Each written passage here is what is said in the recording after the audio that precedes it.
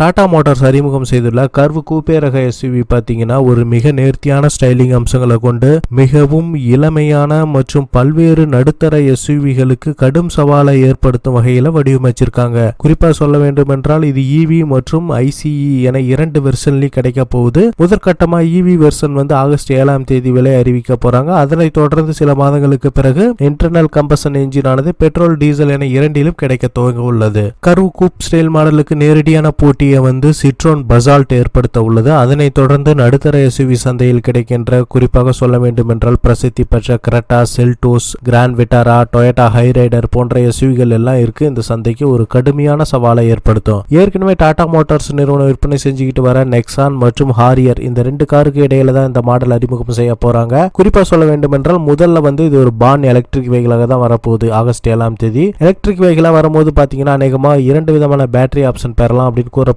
Active இவி பிளாட்ஃபாரத்தில் வடிவமைக்கப்பட உள்ள 2ஆம் தலைமுறை மாடலானது இந்த காரில் 500 கிலோமீட்டர் ரேஞ்ச் வெளிப்படுத்தக்கூடிய பேட்டரி மற்றும் எலக்ட்ரிக் மோட்டார் ஆனது பயன்படுத்தப்படலாம். கர்வ் எலக்ட்ரிக் வெர்ஷனை பொறுத்த வரைக்கும் நேரடியா விற்பனைக்கு வந்தா கூட இந்த மாடலுக்கு தற்பொழுது எம்ஜி ஜெட்டஸ் இவி மட்டும்தான் சவாலா இருக்கு. இதனைத் தொடர்ந்து அடுத்த சில மாதங்களுக்கு பிறகு வரவுள்ள கிரெட்டா இவி, மாருதி சுசுகியின் முதல் இவிஎக்ஸ் எஸ்யூவி போன்றவற்றுக்கு மிக கடுமையான சவாலை இந்த மாடல் ஏற்படுத்தும். அதே நேரத்தில் இதனுடைய பேட்டரி ரேஞ்ச் ஆனது தற்பொழுது உறுதியாக வெளிப்படுத்தப்படவில்லை. இருந்தாலும் 500 முதல் 600 கிலோமீட்டர் வரையிலான ரேஞ்ச் வெளிப்படுத்தக்கூடிய பேட்டரியை பெற்றிருக்க வாய்ப்பு இருக்கின்றது. அடுத்ததான் நம்ம பெட்ரோல் வெர்ஷனை பார்க்கலாம். அதாவது பெட்ரோல் மற்றும் டீசல் என ரெண்டுலையும் வரப்போகுது. 1.2 லிட்டர் டர்போ பெட்ரோல் இன்ஜின் இந்த மாடலுக்கு பொருத்தப்படலாம். இது அநேகமா 115 ஹெச்பி வரைக்கும் பவரை வெளிப்படுத்தலாம். அடுத்ததாக நெக்ஸான் கார்ல இருக்கின்ற 1.5 லிட்டர் டீசல் இன்ஜின் இந்த மாடல் பெறுவதற்கான வாய்ப்புகள் அதிகமாகவே இருக்கு. ஆட்டோமேட்டிக் தவிர மேனுவல் கியர் பாக்ஸ் இந்த மாடல் பெறும். மேலும் பாத்தீங்கன்னா இந்த கார் விற்பனைக்கு பெட்ரோல் வெர்ஷன்ல வரும்போது அநேகமா ஒரு 11 லட்சத்துல தொடங்கலாம் அப்படின்னு எதிர்பார்க்கப்படுது. அதே நேரத்தில் எலக்ட்ரிக் வெர்ஷனா வரும்போது அநேகமா ஒரு 15 முதல் 18 லட்சத்திற்குள் தொடங்குவதற்கான வாய்ப்புகள் இருக்கு. அடுத்து மிக முக்கியமா கர்வோட டிசைன் அம்சங்களை பார்க்க போறேன். ஏற்கனவே கான்செப்ட் நிலையில் அறிமுகம் செய்திருந்ததிலிருந்து அப்படியே நேரடியாக உற்பத்தி நிலைக்கு கான்செப்டை கொண்டு வந்திருக்காங்க.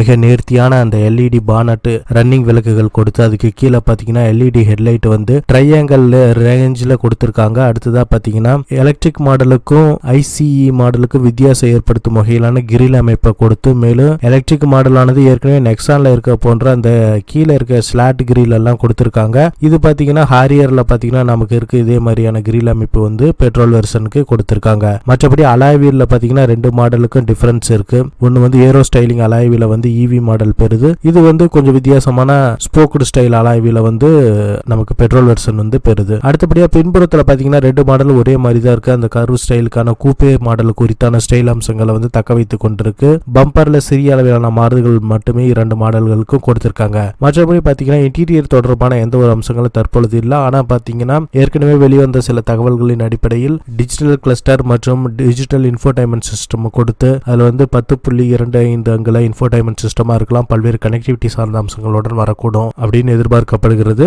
தொடர்ந்து இந்த மாடல் பற்றி முழுமையான விவரங்கள் ஆகஸ்ட் 7ஆம் தேதி வெளிவரும். அதனைத் தொடர்ந்து பெட்ரோல் மாடலும் விற்பனைக்கு வரும். மேலதிக ஆட்டோமொபைல் செய்திகளுக்கு எப்பொழுதும் இணைந்திருங்கள் ஆட்டோமொபைல் தமிழனுடன்.